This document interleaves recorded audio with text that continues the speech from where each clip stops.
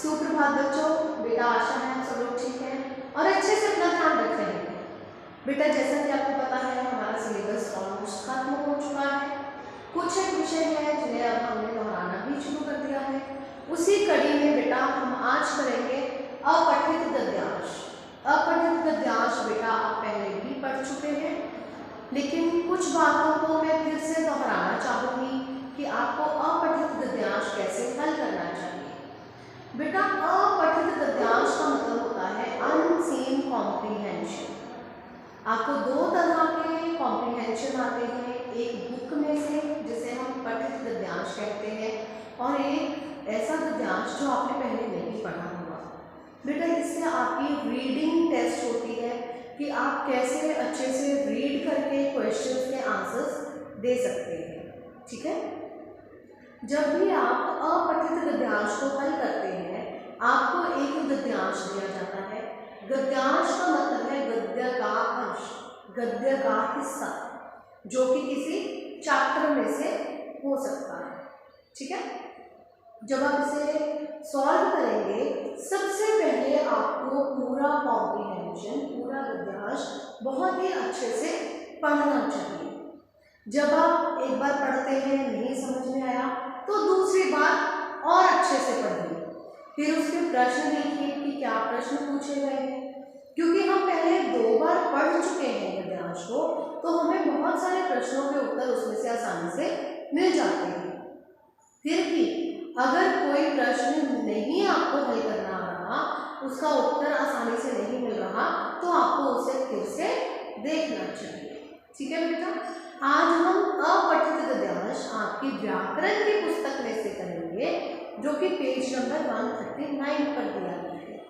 ठीक है, अपनी व्याकरण की पुस्तकें निकाल लीजिए, सब लोग निकाल लें पुस्तकें और साथ में पेंसिल अपने पास रखिए, कॉपी भी रखिए, ताकि जो भी मैं प्रश्न आपको बताते जाऊँ आप साथ साथ उन्हें नोट करते जाएं और हम प्रश्नों के उत्तर ढूंढकर गद्यांश को हल करेंगे। ठीक है, पढ़ना शुरू कर रही हूँ, आप भी पुस्तक निकाल लीजिए, पेज नंबर 139। बादशाह अकबर के दरबार में अनेक विद्वान और बुद्धिमान मंत्री थे, उन्हीं में बीरबल भी थे। आपने अकबर और बीरबल की बहुत सारी कहानियां पढ़ी होंगी या सुनी होंगी। ये भी एक छोटा सा पैराग्राफ है, छोटी सी कहानी है अकबर और बीरबल के बारे में। बादशाह बीरबल को बहुत चाहते थे, क्योंकि बीरबल अपनी हाजिर जवाबी से उनका मन मोह लेते थे। बादशाह के बहुत से मंत्री बीरबल से जलते थे, क्योंकि बादशाह और बीरबल का प्यार भरा संबंध उन्हें अच्छा नहीं लगता था। वे बीरबल से कोई ना कोई ऊटपटांग प्रश्न पूछकर उसे नीचा दिखाने का मौका नहीं चूकते थे। एक दिन उनमें से एक ने बादशाह से कहा, जहां पना हमारे शहर में कितने कौवे होंगे?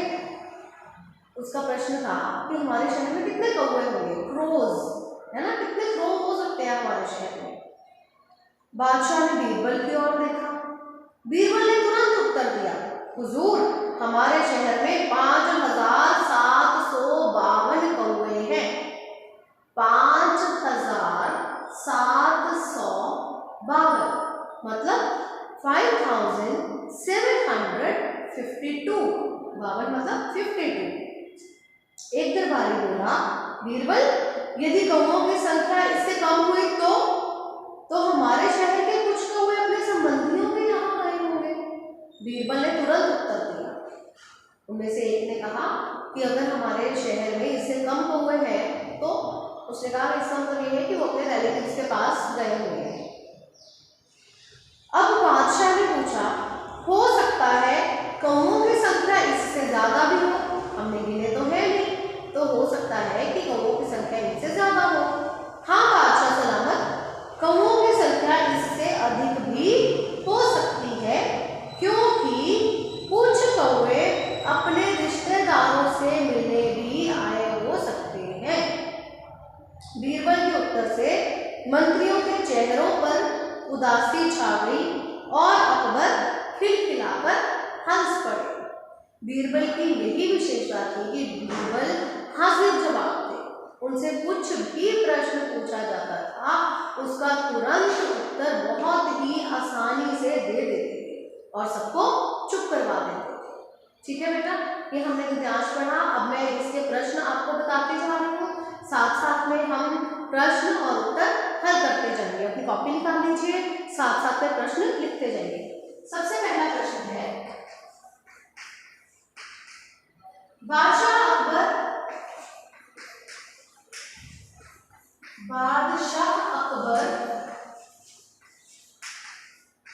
बीरबल को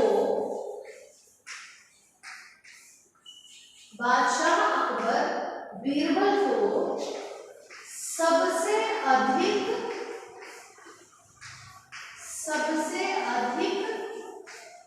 क्यों चाहते थे? इसका उत्तर हम गद्यांश में से ढूंढेंगे। प्रश्न है, बादशाह अकबर बीरबल को सबसे अधिक क्यों चाहते थे? अब इसके लिए हमें पैराग्राफ पढ़ना पड़ेगा। पढ़ते हैं। बादशाह अकबर के दरबार में अनेक विद्वान और बुद्धिमान मंत्री थे, उन्हीं में बीरबल भी थे।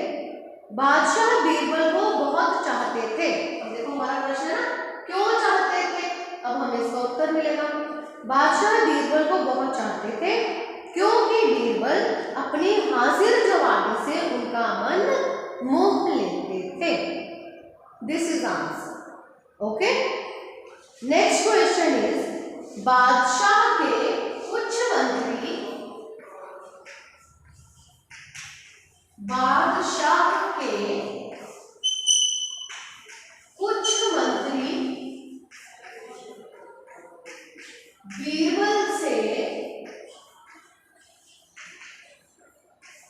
बीरबल से क्यों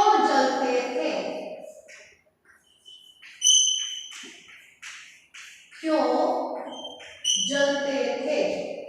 बादशाह के कुछ मंत्री बीरबल से क्यों जलते थे?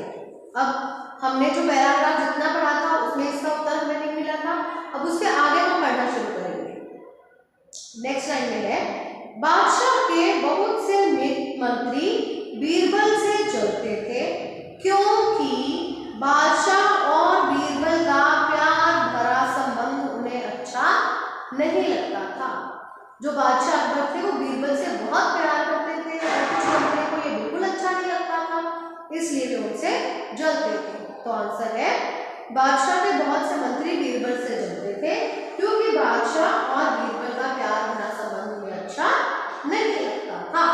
ठीक है बेटा, नेक्स्ट क्वेश्चन देखते हैं। थर्ड क्वेश्चन इज,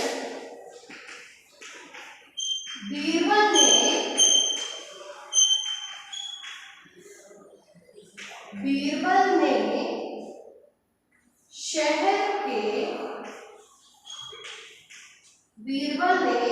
शहर के कौओं की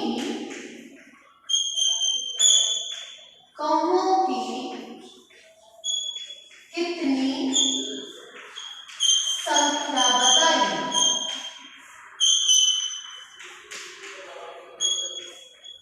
बीरबल ने शहर के कौओं की कितनी संख्या बताई? जो उसमें नंबर हमने पढ़ा था, संख्या पढ़ी थी, उसका बेटा वन वर्ड में आंसर नहीं लिखेंगे।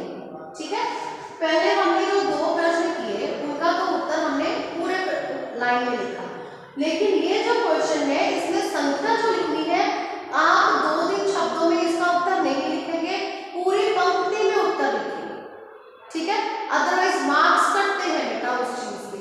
बीरबल ने शहर के कौओं की संख्या 5752 बताई। आप सिंपली इसको 5752 लिखकर नहीं छोड़ेंगे, पूरा उत्तर लिखेंगे।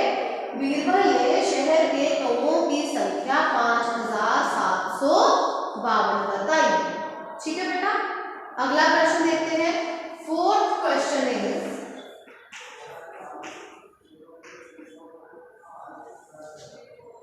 एक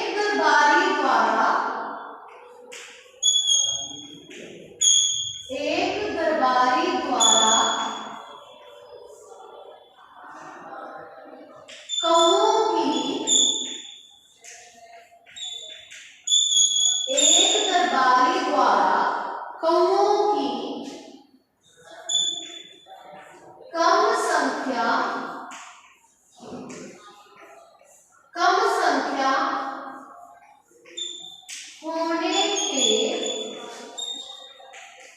बारे में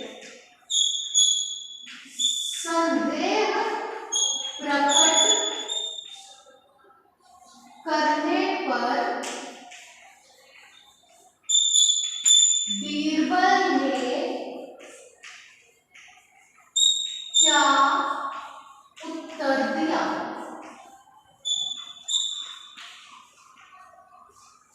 अब बेटा प्रश्न को बहुत ज्यादा ध्यान से समझिए। एक दरबारी द्वारा कौओं की कम संख्या होने के बारे में, मतलब एक दरबारी ने कहा कि कौओं की संख्या कम हो सकती है।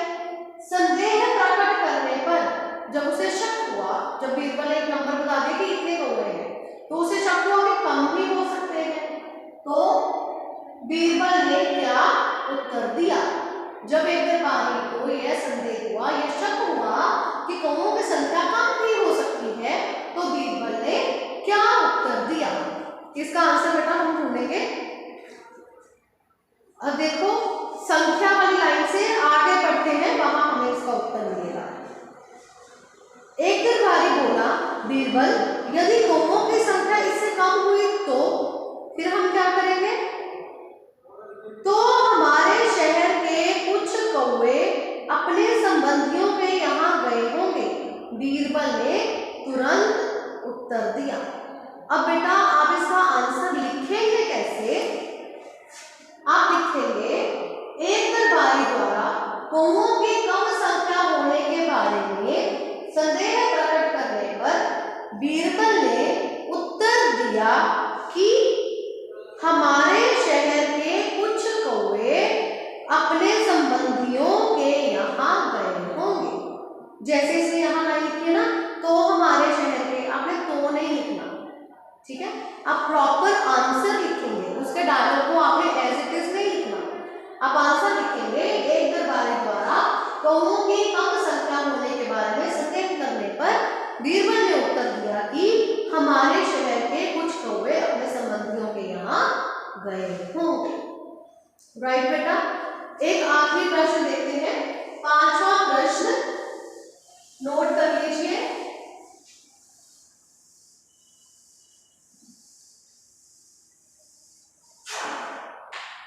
Fifth question is,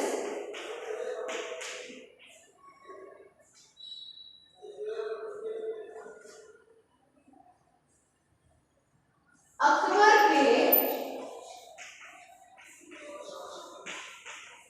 दरबार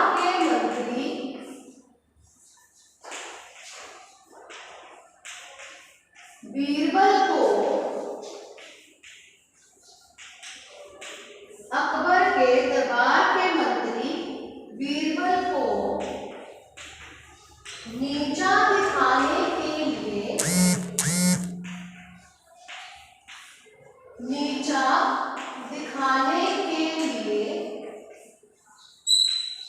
क्या करते थे?